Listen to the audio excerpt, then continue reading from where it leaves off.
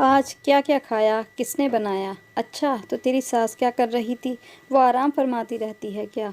क्या तेरे सास ससुर भी तेरे साथ पिक्चर बाजार जाते हैं? मतलब हर जगह पीछे पीछे लगे रहते हैं, तुझे प्राइवेसी नहीं देते? नौकरानी नहीं है तू, क्यों जुटी रहती है? अब की बार कह देना, मुझे ज़्यादा काम नहीं आता है। अच्छा, इस बार कुछ कहें तो करारा जवाब दे देना। दबकर बिल्कुल नहीं रहना। पढ़ी लिखी है, चूल्हा चौका कराने के लिए नहीं पढ़ाया तुझको। तेरी ननद तो जब घर देखो जब घर आई रहती है, मुंह उठाकर चली आती है। अपने घर में मन नहीं लगता क्या? दामाद जी तेरा ध्यान रखते हैं या नहीं? मेरी बात कान खोलकर सुन लो। डर कर नहीं रहना उनसे। तू भी कम पढ़ी लिखी नहीं है। सब तो नहीं, परंतु कुछ माएँ ऐसी ही बातें करके अपनी शादीशुदा बेटी की ज़िंदगी में जहर घोलती रहती हैं। उन्हें ज़रा भी अंदाज़ा नहीं होता कि उनका ये प्यार, ऐसी सीख उनकी बेटी के हंसते खेलते परिवार को तहस नहस कर रही है। प्यार करना बुरा नहीं है। सभी माता पिता अपने बच्चों को प्यार करते हैं। आप भी अपनी बेटी को खूब प्यार दुलार दीजिए, पर उसके परिवार में दखल बिल्कुल न दीजिए। अब बाल विवाह नहीं होते हैं, ठीक ठाक उम्र होती है। उनकी पढ़ी लिखी समझदार होती हैं वो, इसलिए अपनी ससुराल में उन्हें खुद ही एडजस्ट होने दीजिए। अगर वे अपने बड़ों से अदब से पेश आती हैं, उनका सम्मान करती हैं, तो इसका मतलब ये नहीं कि वे उनसे डर रही हैं।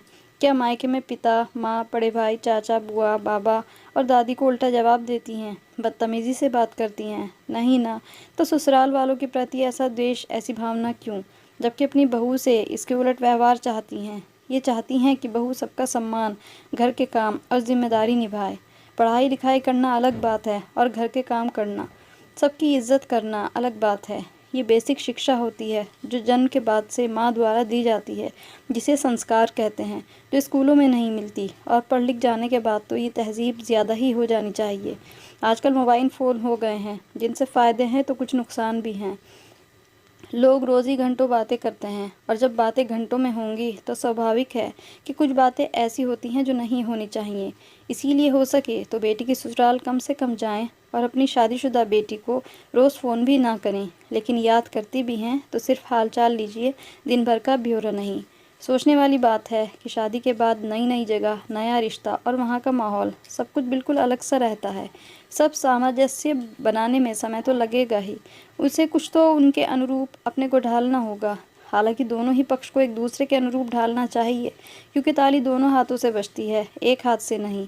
और ये सब एक दिन में भी नहीं होता है, धीरे धीरे ही संभव होता है। जब हम लोग अपने बच्चों को घर के नौकरों के साथ एडजस्ट करना सिखाते हैं, तो परिवार के सदस्यों के साथ एडजस्ट करना क्यों नहीं सिखाते? घर के सब सदस्य एक साथ हंसी खुशी रह रहे हैं तो फिर उसमें आपत्ति कैसी और क्यों? इससे बड़ी खुशी की क्या बात होगी कि बिटिया अपनी ससुराल में खुश है, सुखी है। और अगर उसके घर में थोड़ी बहुत लड़ाई झगड़ा, दुख तकलीफ है भी, तो खुद इग्नोर करने की कोशिश करें और बेटी भी इग्नोर करने की कोशिश करे, और बेटी को करना भी सिखाएं, क्योंकि अच्छी ख़राब बातें तो हर घर में होती हैं। और एक बात, पढ़ाई के साथ साथ थोड़ा बहुत ही सही घर के काम करना भी सिखाइए, क्योंकि अक्सर माएँ कहती ही पाई गई हैं कि हमने अपनी बेटी को चूल्हा चौका करने के लिए नहीं पढ़ाया है। अपने घर के काम करने से कोई छोटा नहीं हो जाता, बल्कि किसी के से काम करवाने के लिए भी खुद को काम करना आना चाहिए, वरना लोग बेवकूफ़ बनाने में देर नहीं लगाते। हाँ, यदि ससुराल वाले उसे मानसिक शारीरिक रूप से प्रताड़ित कर रहे हों, तो भी आप उसके साथ डटकर खड़ी रहिए, उसे मानसिक संबल भी दीजिए, पर जबरन तिल का ताड़ भी नहीं बनाइए। अपने घर के रीति रिवाजों को बेटी पर ना थोपें, क्योंकि अक्सर देखा गया है कि जिस घर में लड़की की माँओं का बहुत ज़्यादा दखल रहता है, वहाँ बेटियाँ अपने परिवार